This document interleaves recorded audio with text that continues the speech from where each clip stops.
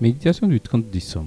Pense aux autres. Quelqu'un est riche, il voit un frère ou une sœur qui est dans le besoin et il ferme son cœur. Est-ce qu'on peut dire qu'il aime Dieu? Mes enfants, n'aimons pas avec des paroles et avec de beaux discours, mais avec des actes. Ces actes montrent que notre amour est vrai. 1 Jean 3, versets 17 et 18, version Parole de vie. En tant que chrétien, nous devons chaque jour de notre vie consacrer du temps et de l'espace aux autres. Tu découvriras alors que beaucoup de gens autour de toi traversent toutes sortes de situations douloureuses. Souviens-toi que la mère morte est ainsi appelée parce qu'elle ne fait que recevoir de l'eau, mais sans jamais partager les siennes. C'est à juste titre qu'Ellen White a dit qu'à part le cœur égoïste de l'homme, il n'y a rien qui vive pour soi-même. Aucun oiseau ne fend les airs, aucune bête ne se meut sur le sol sans servir à entretenir quelque autre vie. La plus simple feuille d'arbre, le plus un brin d'herbe, exerce ce ministère. Chaque arbre, chaque bourgeon, chaque feuille produit un élément vital sans lequel aucun homme,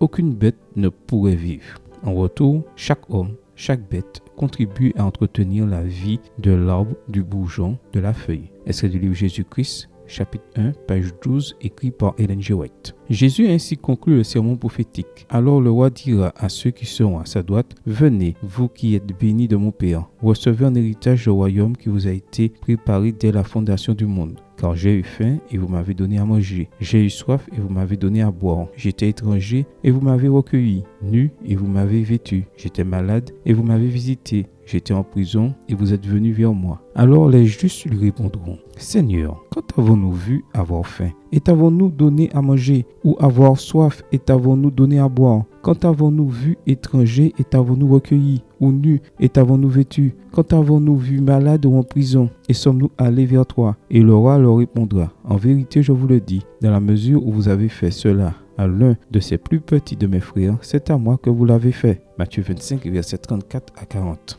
Aujourd'hui est un bon jour pour penser aux autres, pour faire le bien, sans regarder à qui on le fait, pour manifester aux affligés la même attitude que le Christ leur a manifestée. Aujourd'hui, Jésus te dit, tout ce que tu fais pour les pauvres et les malheureux, tu le fais pour moi. Amen. Bonne journée à toi et que le Seigneur te bénisse.